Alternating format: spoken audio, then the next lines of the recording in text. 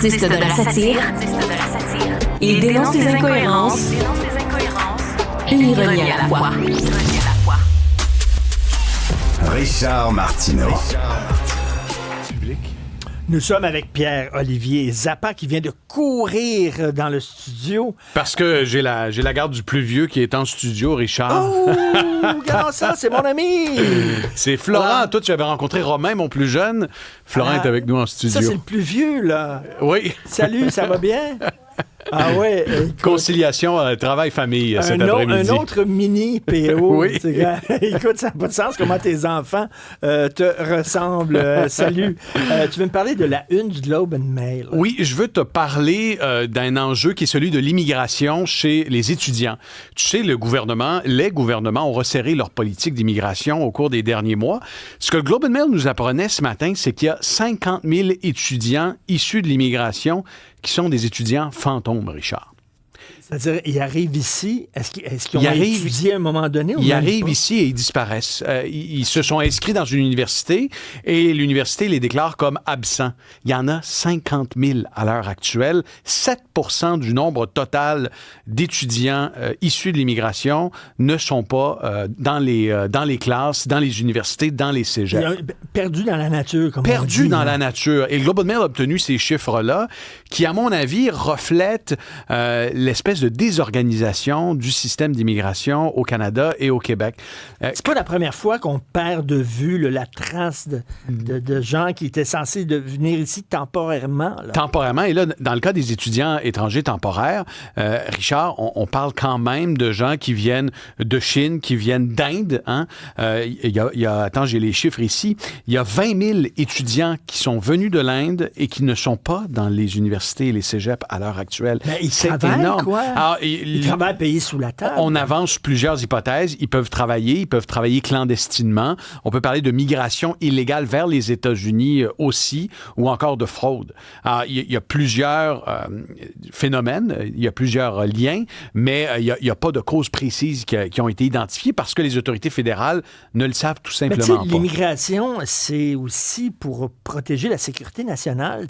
Je ne sais pas si parmi ceux-là, il y en a-tu une personne ou deux qui a des intentions malfaisantes? La question se pose parce que là, on est en train de se demander quel est le type de surveillance et de contrôle qui est exercé sur les visas qui sont accordés à ces étudiants étrangers temporaires. Tu sais, ça représente quand même à peu près 22 milliards de dollars en retombées économiques, les étudiants étrangers temporaires au Canada, en dépenses, en logement, en consommation. Donc, c'est non négligeable.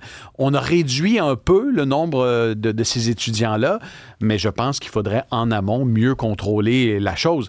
Et la meilleure façon, probablement, Richard, de faire ce contrôle-là, c'est en exigeant de ces étudiants-là de payer les frais de scolarité avant même d'immigrer au Canada.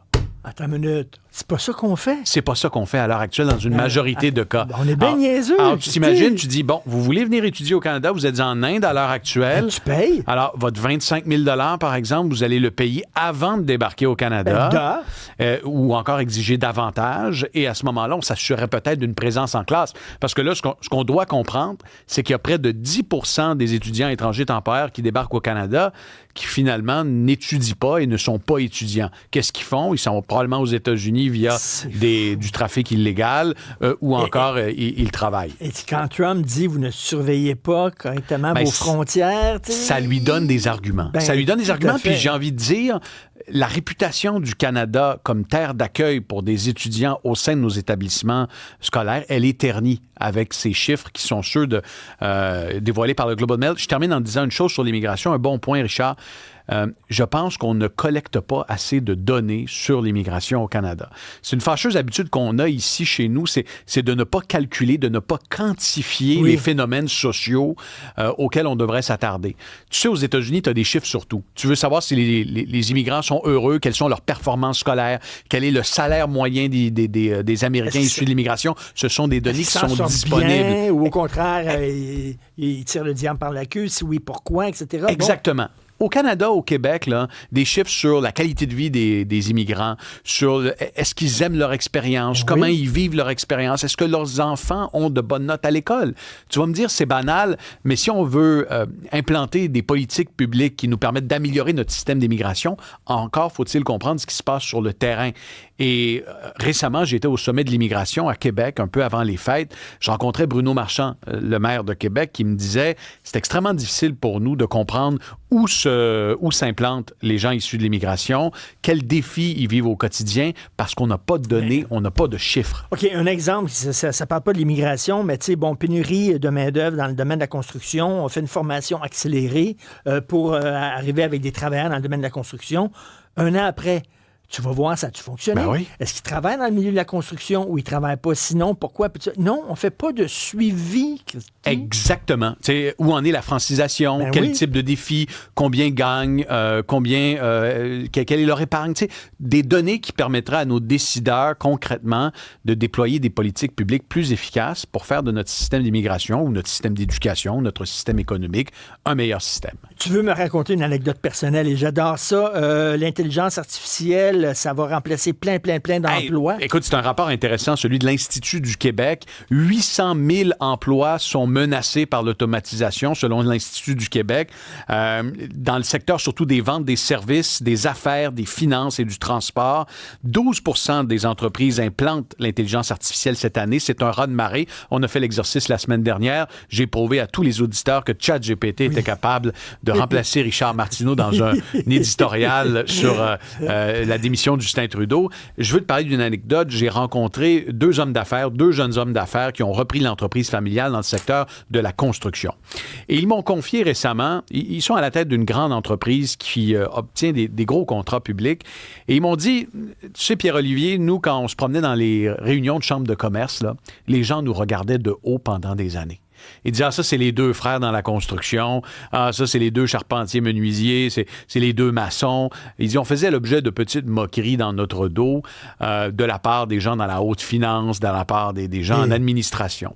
Et là, ils m'ont dit, cette année, pour la première fois, on a l'impression qu'on a non seulement gagné en respect, mais qu'on suscite l'envie de bien des gens qui sont dans le secteur du droit, dans le secteur des affaires, parce qu'ils se disent, hey, les deux gars de la construction, là, ils se feront pas remplacer par l'intelligence artificielle à court terme. On va avoir besoin de gens qui posent des briques, qui installent des fils électriques et de la plomberie. Et c'est qui va rire à la toute fin? C'est eux autres. C'est probablement eux, parce que, contrairement à, je te donne l'exemple du droit, une mise en demeure peut être rédigé par l'intelligence artificielle générative. Ben oui. Un mur se faire construire. Ça va prendre encore peut-être quelques décennies. Rendu là. Merci. Comment s'appelle ton fils? Florent. Florent, on peut ouvrir le micro de Florent. Florent, tu veux faire quoi plus tard? Je sais pas. Être journaliste. Être journaliste, toi aussi? Oui. Peut-être policier ou peut-être comme mon oncle, dentiste. Dentiste. Ah, là, il y a de l'argent à faire, dentiste. Là, quand même, là. Ben oui. Ah, ben ça me rend fier. Ce sont des emplois qui ne seront pas remplacés de sitôt par l'intelligence artificielle. D'excellents choix, Florent. Par contre, ça a l'air bien chill à TVA. Ça a l'air chill à TVA. C'est vrai que c'est chill, Richard. C'est chill à TVA, pour vrai. Salut. Hey, merci, Richard. À demain.